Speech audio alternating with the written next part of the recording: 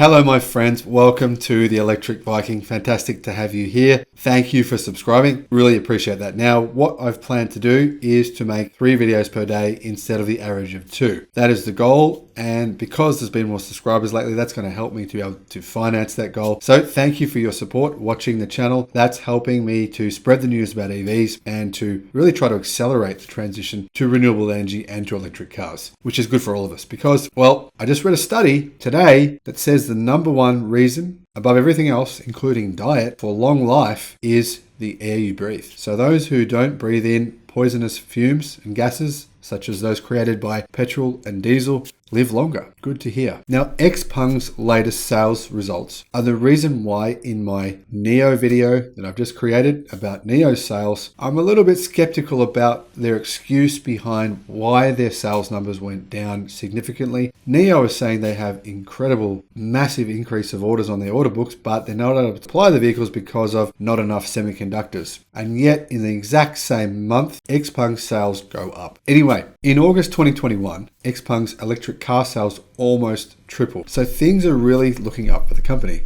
Now, Xpeng has just noted its 3rd consecutive monthly sales record and reported 7,200 electric car deliveries in August, which is 172% better than the same month last year, and its 2nd best monthly result ever, just after their record in July. Now, the P7 model had an all-time high of 6,165 units. So you can see that about nearly 90% of their vehicles sold were the P7 model. But sales of the G3 were affected by the transition to the G3i, which is their new model facelift, which will be produced in Xpeng's wholly owned Zhaoqing smart EV manufacturing base. Quote, in August, the company began to transition production for the G3 SUV to G3i, the mid-cycle facelift version of G3, to its wholly owned Zhaoqing smart EV manufacturing base. As a result, some planned deliveries of the G3 were affected in August. The company expects to start deliveries of the G3i to start in September. So I think we're going to see a sales increase potentially in September versus what we'll see for this month in August, as we'll see the new G3i model come into play. Sales for the month, as reported before, Xpeng P7, 6,165, up 210% over the same month last year. Xpeng G3, 1,049, up 61% year over year, for a total of 7,200, which is up 172% year over year. Now, what's really impressive here is that somehow Xpeng have sold 1,049 of the old model G3, when surely these customers must know the G3i is about to come out within a matter of weeks.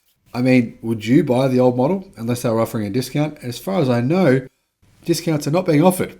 So clearly there's some demand going on here at Xpeng, which is impressive.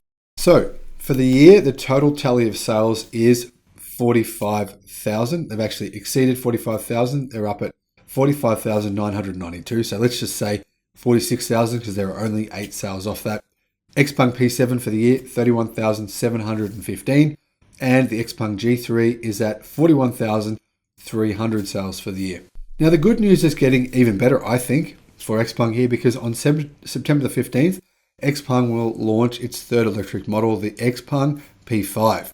But the start of consumer customer deliveries will begin in October for that model. Now, I think that due to the fact that Xpeng will have 2 new models and a total of 3 models on sale in August, that probably by November, December, we're going to see more than 10,000 sales per month. That's what I expect for the company. And I think that is a realistic number to go for. And I'm really impressed by what they're doing this year. Clearly, people are interested in Xpeng vehicles. And if they can afford one, they would definitely consider. They're probably in the market of, would you buy Tesla, Nio, or Xpeng?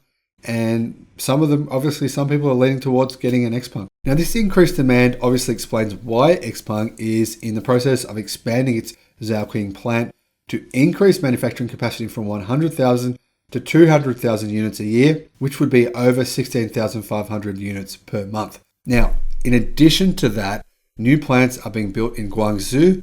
Production will start by the end of 2022 and in Wuhan. So apparently all new models will be produced at both of those sites. And there were reports that Xpeng are building a new vehicle called the G9, which will be a large SUV. So that will give Xpeng 4 models, 3 of those being new models, and one of them being, well, obviously the model that's selling 90% of their current cars. So I can see why Xpeng is being aggressive. Honestly, if I were going to invest in either Nio or Xpeng, I think clearly Xpeng's future plans, Nio doesn't have their own factory. Xpeng has their own factory and they're planning to build 2 more of them. I really like where they're going. They're being aggressive. Their sales are increasing. They're not being affected at the moment, as far as I can tell, by semiconductor supply chain issues.